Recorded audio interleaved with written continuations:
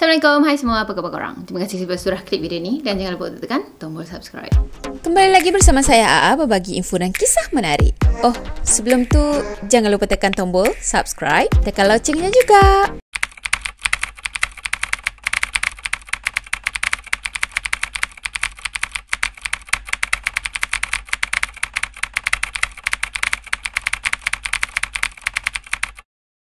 Okey, kisah seram untuk malam ni. Sebenarnya kisah ni diceritakan oleh orang ketiga. Ya, ada kawan dia ni ceritakan apa yang dah berlaku dalam hidup dia, pengalaman seram yang dia pernah alami, dan dia pula lah yang tolong ceritakan dalam satu page ni. Jadi kawan dia dah izinkan dia untuk tulis balik cerita ni, dan saya pula kebetulan terbaca kisah ni, dan kisah ni saya rasa macam sangat-sangat menarik. Mungkin juga pernah berlaku antara kita kan. So saya pun mesej lah dia, minta izin untuk ceritakan balik kisah ni dalam YouTube channel saya. Jadi dia dah benarkan, dan terima kasihlah sebab benarkan untuk saya ceritakan balik kisah ni. Cuma kisah ni memang panjang sangat dan saya akan buat part 1, part 2, part 3 macam biasalah, kita akan buat drama bersiri, okey? So tak payah nak lengahkan masa, das dia. Jom kita mula. Nama kawan dia ni adalah Tihani, dan biasanya kawan-kawan akan panggil dia dengan panggilan Tia. Jadi kisah ni lebih tertumpu kepada keluarga bekas teman lelaki dia. Tapi sebab dia bercinta dengan anak dia orang, jadi dia pun macam terpalik jugalah, tercalik jugalah. Orang kata misteri-misteri daripada keluarga tu terkena sikit kat dia. Jadi nama teman lelaki dia ni adalah Hakim. Dia orang dah kenal selama 16 tahun. Bukannya kejap-kejap tau, tapi dah berbelas tahun dah. Katanya dia orang kenal masa dia orang belajar dekat universiti swasta yang ada dekat KL, dan diorang kenal tu pun dah sem-sem akhir dah. Katanya diorang berkawan ataupun bercinta tu lama jugalah, dalam 6 tahun juga, nak dekat dengan 6 tahun. Cuma tak ada jodoh dan masing-masing pun dah ambil haluan sendiri. Tia ni juga dah berkahwin dah pun sekarang. Cuma dia tak tahulah sama ada Hakim tu dah berkahwin atau belum. Tapi dia rasa yang Hakim tu belum lagi berkahwin. Sebab macam mana dia boleh tahu? Sebab katanya kawan dia adalah kawan Hakim juga. So macam dah kontak dengan kawan Hakim, nanti automatik lah kan dia tahu Hakim dah kahwin belum macam. Cuma dia pun tak tahu secara detail apa yang dah jadi dengan Hakim sekarang ni, dan dia pun katanya dah tak mau tahu dah. Sebenarnya dia memang dah tak terfikir dah pun tentang ex-boyfriend dia tu kan. Cuma dalam minggu lepas macam tu, pada saat dia ceritakan ni lah, dalam minggu lepas macam tu, dia ada termimpikan ex-boyfriend dia, dan mimpi tu katanya pelik. Jadi dia pun macam tertanya-tanya lah kan, betul ke kita akan mimpikan orang yang rindukan kita? Cuma dia harap itu hanya mimpi je dan tak ada maksud apa-apa. Dan nak percaya pun percaya tak percaya jugalah, sebab esoknya tu ex-boyfriend dia terkantoi pergi stalk dia dekat Facebook. Katanya dia ada tertekan like satu gambar Tia, dan tak lama lepas tu dia tekan unlike balik. Cuma dekat notification tu dah naik lah. So macam dia tahu yang ex-boyfriend dia, si Hakim tadi, like gambar dia. Jadi dia pun rasa macam pelik lah dekat situ kan. Adakah betul mimpi tu menunjukkan orang tu rindu kat dia, ataupun sekadar mimpi je, walaupun ada bukti yang mengatakan orang tu dah stalk dia pada esoknya. Dah tu Tia tadi rasa macam nak tahulah juga kan apa keadaan dia sekarang kan. So dia pun pergilah cari FB Hakim tadi. Dah jumpa FB Hakim ni, dia tengok-tengok gambar yang ada dalam tu semua, dan katanya tak banyak sangat gambar, cuma lebih kepada gambar pemandangan macam tu lah. Mungkin hobi Hakim ni masih lagi sama, iaitu hiking dan juga travelling. Ada juga gambar-gambar ikan yang dipancing macam tu lah, dan dia fikir oh mungkin dia ada hobi baru kot sekarang, dah jadi kaki pancing kan. Dan masa tu sebenarnya dia fikir macam dia menyesal sangat, kenapalah dia boleh pergi terstalk ataupun tercari tahu balik tentang Facebook Hakim ni. Sebab katanya lepas daripada dia cari tahu tentang kehidupan Hakim, sejak tu jugalah dia asyik teringat dengan si Hakim ni. Padahal dia dah lama dah move on. Dia pun dah ada suami yang baik dan dah ada anak-anak dah pun. Tapi macam mana dia boleh seolah-olah macam angau macam tu? Dipandang je ke arah mana-mana, mesti dia akan nampak kelibat Hakim. Jadi masa diorang berhubungan tu, masa diorang bercinta tu, sebenarnya diorang berpisah disebabkan Tia ni ada lelaki lain. Cuma Tia ni cakap tak bolehlah nak salahkan diri dia juga, sebab diorang dah berkawan lama tau. Cuma Hakim ni tak ada pun nak menunjukkan rasa macam nak kahwin dengan dia. Dia rasa seolah-olah macam Hakim tak ada usaha langsung untuk menuju ke arah perkahwinan. So Tia ni pun jadi macam makin bosan menunggu. Bila Tia bagi tahu Hakim yang dia dah ada orang lain, barulah Hakim tadi macam menggelabah tau, dan dia cakap nak bincang pasal kahwin, nak serius dah sekarang ni. Padahal awal-awal dulu kalau Tia tanya sikit je pasal kahwin, dia akan bagi banyak sangat alasan. Jadi masa tu bila dah ada dah orang yang masuk Minang dia, barulah dia sibuk untuk ajak bincangkan. Dan Tia ni cakap masa tu dah terlambat dah, sebab dia sendiri pun rasa dah tahu hati lah. So masa tu dia tinggalkan Hakim tadi, dan dia pun bertunang dan juga berkahwin dengan suami dia sekarang ni. Jadi korang rasa salah siapa? Salah Tia yang tak setia ke, ataupun salah Hakim yang tak nak lagi serius dalam hubungan dia orang? Jeng. Keluarga Hakim sebenarnya dia ada mengusahakan franchise kopitiam, makanan segera dan juga sesi minyak. Dan Hakim ni sendiri pun ada 4 orang adik-beradik. Jadi semua adik-beradik dia tu tolong mak dengan ayah dia orang untuk uruskan perniagaan family itulah. Cuma katanya Hakim je anak bongsu yang bekerja dan juga makan gaji, sebab dia tak minat sangat dengan perniagaan. Mak kandung Hakim pun dah lama dah meninggal dunia. Rumah keluarga Hakim pula memang satu rumah yang besar, rumah mewah, siap dengan kolam renang lagi. Jadi sebab Tia tadi dia rapat sangat dengan keluarga ni, so keluarga ni sendiri pun macam tak kisah sangat kalau Tia datang ke rumah tu, keluar masuk macam itu je dan duduk melepak dekat sana dengan kawan-kawan yang lain. So family dia orang macam dah kenal lah dengan Tia kan. Katanya dia orang semua biasanya kalau lepak je dekat rumah Hakim tadi, dia orang suka sangat berkumpul dan juga melepak dekat dengan kolam renang. Selalu jugalah dia orang buat BBQ, makan-makan dekat rumah Hakim tu. Mak tiri Hakim yang dia panggil Aunty Su, katanya dia seorang yang pemurah, sebab setiap kali Tia tolong uruskan rumah tu, macam tolong basuh baju, tolong kemas rumah, mesti Tia akan dapat upah. Sebenarnya dia orang pernah ada pembantu rumah, tapi pembantu rumah tu dah melarikan diri. Tia ni pula sebenarnya dia niat nak tolong je. Yelah, tolonglah apa-apa yang patut kan. Mungkin dia fikir tak lama lagi ni pun akan jadi family aku juga. Tapi bila dah diberi upah tadi, dia makin lagi rajin lah. Dan katanya makin bersungguh-sungguh mengemas rumah dia orang. Tia dan Hakim pada masa tu pun dia orang masih lagi belum dapat kerja.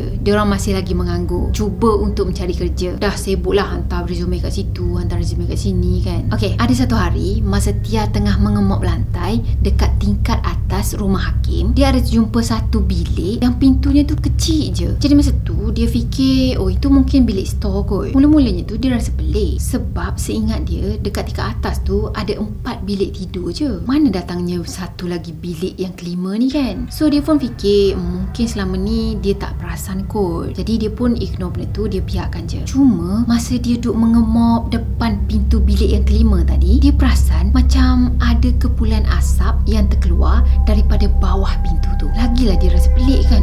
Asap apa pula ni yang keluar ni kan. Masa tu dia fikir tak mungkin lah asap rokok yang si Hakim ni isap rokok kat dalam tu, lepas tu tiba-tiba je keluar macam tu kan. Lagipun Hakim pada masa tu ada dekat luar tengah bersihkan halaman rumah. Dan dekat rumah ni pula pada masa tu memang tak ada orang lain selain daripada Tia dan juga Hakim. Jadi dia pun buka pintu bilik yang kelima tadi, sebab dia risau juga kok lah memang ada kebakaran ke di pintas ke apa kan yang berlaku dalam bilik tu yang menyebabkan kebakaran berlaku. Dah tu asapnya terkeluar, kalau dia ignore je habislah satu rumah tu. Bila dia buka je bilik tu, dia masuk ke dalam bilik tadi, dia tengok keadaan bilik tu sangat-sangat gelap, sebab memang tak ada lampu langsung dan bilik tu tak ada tingkap. Cuma adalah cahaya yang datang daripada lilin yang diorang letakkan dekat atas meja solik. Lilin tu pula lilin yang biasanya orang Cina guna untuk sembahyang tu. Lilin yang colour merah tu kan. Bukannya lilin yang warna putih yang biasanya kalau tak ada elektrik sikit kita akan pasang, yang itu bukan. Jadi dekat sebelah lilin tu ada satu dulang tau. Dan dalam dulang tu pula ada buah oren, buah apple, buah anggur, dan juga ada 2 biji cawan, katanya yang berisi susu dan juga kopi. Jadi asap yang dia nampak tu sebenarnya datang daripada colok yang dah dipasang dan juga dicucuk dekat dalam pasu. Jadi daripada gambaran ni kita dah faham sangat dah itu adalah tempat apa kan. Masa dia tengok keadaan bilik tu dengan barang-barang yang ada dalam dulang semua tu kan, dia dah rasa pelik dan dia pun macam terjegat je dekat situ, perhatikan keadaan sekeliling macam tu kan. Dan masa itulah tiba-tiba je dia terdengar seseorang tegur dia. Tia, suara yang dia dengar tu adalah suara seorang lelaki. Cuma itu bukan suara Hakim, sebab dia dengar jelas sangat suara tu dekat sebelah dia. Dah dengar orang tegur dia tadi, dia terus terkejut dan bulu roma dia ni semuanya memacak. Dan beberapa saat je lepas tu, tiba-tiba dia rasa macam tubuh dia ni kena langgar dengan sesuatu dengan sangat kuat, sampaikan dia boleh terjatuh tau. Masa tu dia rebah dekat lantai, dia terduduk dan masa ni dah dia menjerit sebab dia rasa sakit dan juga dia rasa macam takut sangat. Masa itulah dengan kudrat yang dia ada, dia gagahkan diri untuk bangun dan berlari keluar daripada bilik tu. Terus dia pergi ke arah Hakim yang ada dekat laman tu kan. Dalam masa yang sama, dia terfikir tau, dia macam terdetik lah dalam hati dia kan, kenapa nak kena ada colok dan juga dulang seolah-olah macam buat persembahan makanan macam tu kan dekat dalam bilik tadi. Bukankah keluarga Hakim ni keluarga Islam? Mana ada orang Islam yang bagi persembahan makanan macam tu? Dan yang paling penting, untuk siapa dia bagi persembahan makanan tu? Hantu ke? Dia tertanya-tanya lah kan. Dah tu dia terus berlari ke arah Hakim. Dah jumpa Hakim tadi, dia pun ceritakan apa yang berlaku tadi. Dan dia masuk ke dalam satu bilik kecil, dia nampak ada asap, lepas tu dia nampak ada dulang persembahan macam begitu. Dia ceritakan semua yang jadi pada diri dia. Dan wajah Hakim pada masa tu biasa je, seolah-olah macam itu bukan sesuatu yang luar biasa kan. Tak ada benda pun yang nak terkejut sangat. Jadi si Tia ni tengokkan keadaan Hakim yang seolah-olah macam, kau tahu sesuatu ni kan? Lagilah buat dia tertanya-tanya apa yang Hakim tahu yang tak bagi tahu dia. Dan Hakim pun cakap macam ni, jadi Datuk dah tunjukkan diri kat kau lah kan, maksudnya dia dah terima kau lah jadi sebahagian daripada keluarga ni. Dan Hakim pun tersenyum. Macam tu je dia cakap. Jadi Tia ni lagilah tambah pelik kan, siapa Datuk? Dia tanya. Sebab dia tak nampak ada orang pun dekat dalam bilik tu, tapi dia terdengar suara. Dan Hakim pula, dia cuma diam dan dia tunjukkan syarat supaya Tia ni masuk ke dalam kereta. Dia kunci semua pintu rumah. Dah tu dia bawa Tia tadi pergi lepak dekat kedai mama. Dekat sanalah Hakim berterus terang dengan dia. Hakim ceritakan apa sebenarnya yang tegur Tia tadi. Katanya, Tia, yang kau nampak tadi sebenarnya tu persembahan makanan untuk makhluk halus yang jaga keluarga aku. Tia yang dengar Hakim cakap macam gitu tadi, lagilah terlopong dia kan. Makhluk halus? Satu je yang dia terdetik dalam fikiran dia masa tu. Dan dia terus tanya Hakim, keluarga kau ada membela ke? Saka ke? Dalam masa yang sama, dalam masa dia bertanya tu, bulu roma dia semuanya merinding tau. Maksudnya apa? Maksudnya benda tu ada dekat situ sebenarnya. Dan Hakim pula, dia cuma menggelengkan kepala je, menandakan bukan saka macam tu kan. Dah tu Hakim cerita lagi. Katanya hidup diorang dulu-dulu tak semewah sekarang. Semuanya berpunca daripada gangguan yang dialami oleh Kak Didi. Jadi masa kecil-kecil, Kak Didi selalu sangat kena ganggu. Jadi Kak Didi ni sebenarnya adalah kakak kepada Hakim. Masa Kak Didi umur 9 tahun, ada satu petang macam dah nak masuk ke maghrib macam itulah. Kak Didi tadi dia tengah sapu daun-daun kering yang ada dekat halaman rumah diorang. Masa tu diorang sekeluarga ni tinggal dekat utara tanah air yang bersempadan dengan negara Thai. Jadi diorang tinggal kat kampung kecil macam tu je lah. Dan perkampungan yang diorang tinggal tu pun memang ramai sangat warga Siam ataupun yang berketurunan Siam. Dan diorang tu kebanyakannya beragama Buddha. Katanya arwah ibu Hakim pun berketurunan Siam juga. Dan tak jauh daripada rumah yang dekat kampung tu ada sepohon-pohon ara. Katanya pohon tu memang besar sangat, sampaikan besarnya tu dia gambarkan dekat sini 3 pemeluk orang dewasa. 20, 30. Uish, boleh tahan besar weh. Jadi pohon ara tu sebenarnya orang dekat kampung situ dah jadikan tempat tu, dah jadikan pohon tu sebagai tempat berdoa. Tambah-tambah lagi jiran-jiran dia orang. Memang setiap pagi jiran-jiran dia orang ni akan pergi dekat pohon tu dan dia orang akan letakkan makanan persembahan macam itu. Contohnya macam buah-buahan, kuih-kuih macam itulah. Jadi katanya dia akan letakkan dekat perdu pohon ara tadi dan diorang akan berdoa dekat situ. So semacam persembahan kepada dewa-dewi ni lah bagi kepercayaan diorang. Jadi kita balik kepada cerita Kak Didi tadi kan. Kak Didi tadi petang tu dia tengah sapu-sapu sampah dekat halaman. Dan Kak Didi tadi dia terus buang penyapu sampah tu dan dia berlari masuk ke dalam rumah, terus meluru masuk ke dalam bilik dia. Bila mak dengan ayah dia dengan adik-adik dia panggil dia makan, panggil keluar daripada bilik tu dan datang makan kan. Masa tu Kak Didi tak keluar. Dia tetap juga berkurung dalam bilik. Dia tak menyaut langsung bila orang panggil. Jadi arwah ibu Hakim dia cuba untuk pujuk Kak Didi sebab dia fikir mungkin Kak Didi ada merajuk macam tu kan. So dia pun nak pujuk lah. Yelah Kak Didi kan baru je berusia 9 tahun masa tu. Jadi ibu dia tadi cuba untuk buka pintu bilik Kak Didi tapi tak boleh, dah terkunci daripada dalam. Dah tu arwah ibu Kak Didi tadi pun minta buka pintu kan, buka pintu Didi buka pintu macam tu kan, tapi tak buka-buka juga, tak nyaut juga. Dan arwah ibu Hakim ni dia jadi makin marah lah, makin naik angin lah kan. Orang suruh buka tak nak buka, duk merajuk je kat dalam bilik tu. Dah tu arwah ibu Hakim tadi pergi beritahu suami dia dan juga anak sulung dia supaya pecahkan pintu tu secara paksa. Masa tu tu Hakim katanya baru je berumur 5 tahun. Bila diorang semua pecahkan pintu tadi, diorang memang terkejut sangat sebab diorang nampak Kak Didi tadi ada duduk mencangkung dekat atas almari. Yang mana almari tu boleh kira macam tinggi jugalah. Memang impossible, tak mungkin sangat yang Kak Didi boleh panjat atas almari tu. Kak Didi yang ada atas almari masa tu, dia duduk dalam keadaan cangkung dan kepalanya ni terhuyung-hayang ke kiri ke kanan, seolah-olah macam dia tengah berzikir masa tu. Suara Kak Didi juga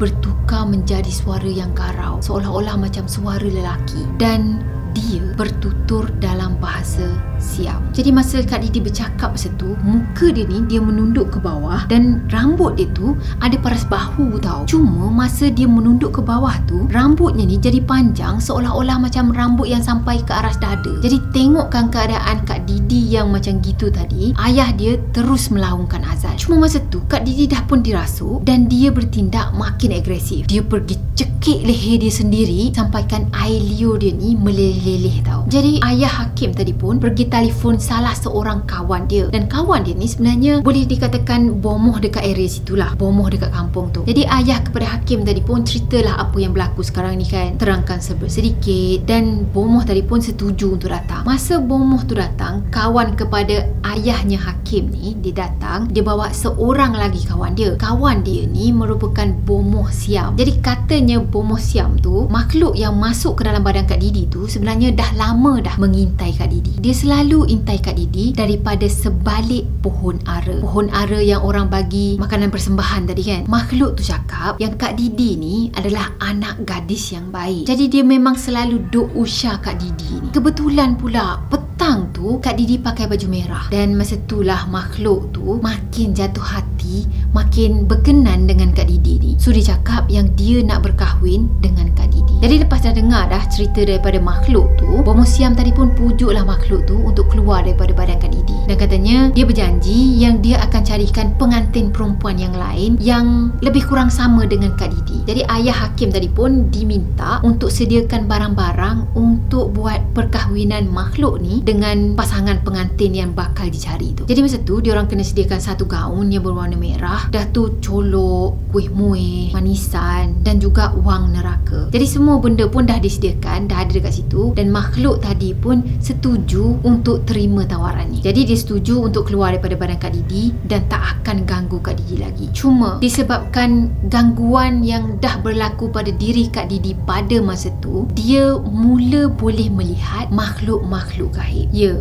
peristiwa itulah yang membuatkan Kak Didi boleh tengok benda yang orang tak boleh tengok berkeliaran dekat sekeliling dia. Dan sebab tu jugalah Kak Didi ni selalu sakit masa dia sekolah. So sebab dia selalu sakit tadi, jarang jugalah dia pergi ke sekolah kan. Cuma walaupun dia jarang ke sekolah, keputusan dia cemerlang tau. Bukan sekat cemerlang tau, tapi peperiksaan dia sangat cemerlang. Dan hal ni buatkan ahli keluarga dia orang macam terfikir bila masa yang Didi ni ulang kaji pelajaran, sebab tak ada pun ahli keluarga dia orang yang nampak Didi tengah study untuk peperiksaan. Jadi bila arwah ibu dia tanya, Kak Didi tadi dia cuma cakap dia pun tak tahu apa yang berlaku. Cuma masa dia nak jawab soalan periksa tu, dia rasa macam mengantuk sangat dan dia tertidur dalam keadaan mata terbuka. Katanya seolah-olah ada makhluk lain yang merasuki dia masa tu dan tolong dia jawab soalan peperiksaan. Jadi dalam masa umur Kak Didi 9 tahun sehingga 13 tahun, dia selalu sakit-sakit. Masa dia umur 13 tahun tu, dia sekali lagi dirasuk. Tapi kali ni, dia dirasuk oleh makhluk yang mengaku diri dia sebagai pembesar istana. Jadi datuk yang menegur Tia tadi dekat dalam bilik kecil tu, itulah makhluk yang merasuki Kak Didi masa umur dia 13 tahun. Dari start daripada situ, memang datuk selalu berdamping dengan Kak Didi. Katanya dah berbelas-belas tahun dah. The end. Bukan the end, to be continue. Okay, cerita ni panjang lagi. Saya harap korang sama-sama excited sama macam saya. Jadi ya, kita tunggulah beberapa hari lagi kita akan post video pendamping part 2 pula. Jadi sebab itulah korang kena subscribe, lepas tu tekan loceng, barulah tak ketinggalan video-video saya yang baru. Okeylah, saya rasa sampai di sini dulu untuk video kali ini. Dan macam biasa, saya harap korang sukakan video ni. Kalau korang sukakan video ni, jangan lupa untuk tekan tombol like, comment, share dan juga subscribe. Jumpa lagi di next video. Bye bye. Assalamualaikum warahmatullahi wabarakatuh. Bye bye.